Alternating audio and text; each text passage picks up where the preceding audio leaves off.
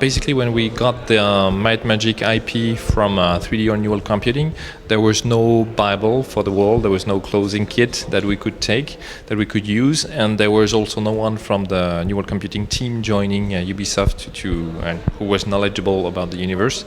So the only information we had on the old words like Varn, like Terra, like Xene, like Enroth, etc., was based on our own experiences as players and on the various fan sites that we could find all over the web.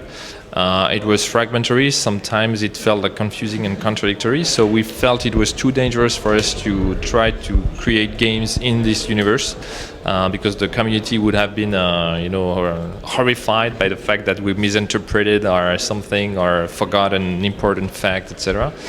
So instead, we decided that it was easier for us, Ubisoft, to create a brand new world that would serve as the common setting for all the Might Magic world and not just heroes, because we would be in control of this universe, of its consistency, of its themes and visual aspects, etc.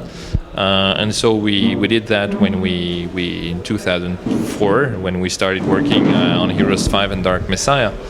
And from now on, we feel that this was the good thing to do because the World of Half-Shan has been developed over 8 years now. Very early when we were considering a possible adventure pack, not a real extension with a full faction, but really an extension with an exciting hero and a couple of exciting adventures, a couple of maps.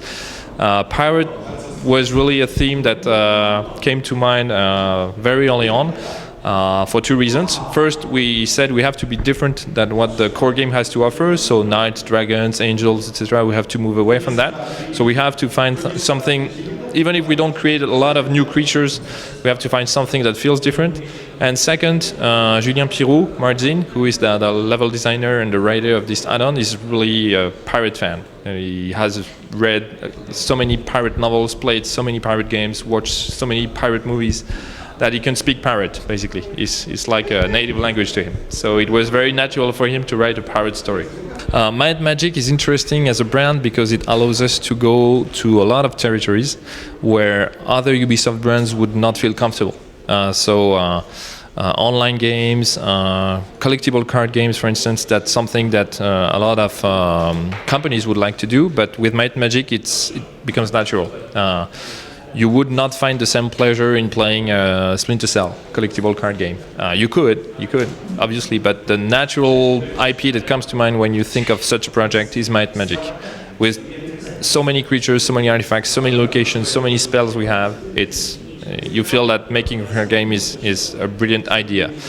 And of course, it's obviously easier to sell the concept of a card game, online game to time management than to say, let's do a game that will cost hundreds of millions and will be multi-platform and next gen, and trust me, it'll work. The ambition for the franchise as a whole, for Might Magic as a whole, are very high, and obviously there are so many fantasy games that are very, very successful out there that there is room for Might Magic to be one of them in the future.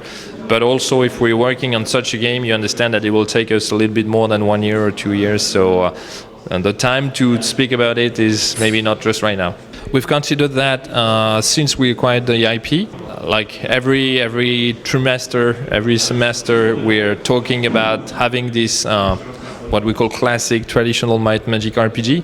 And the fact that we have Julien on board, so Marzin, is really a fan of the Might Magic universe as a whole, of the old universe, of the new universe, and of the Might Magic RPGs as well. So every time we have a meeting about what can we do with the IP, what kind of project do we want to support, etc., he's coming back with a new idea of a Might Magic classic RPG that could fit, that could be interesting to do.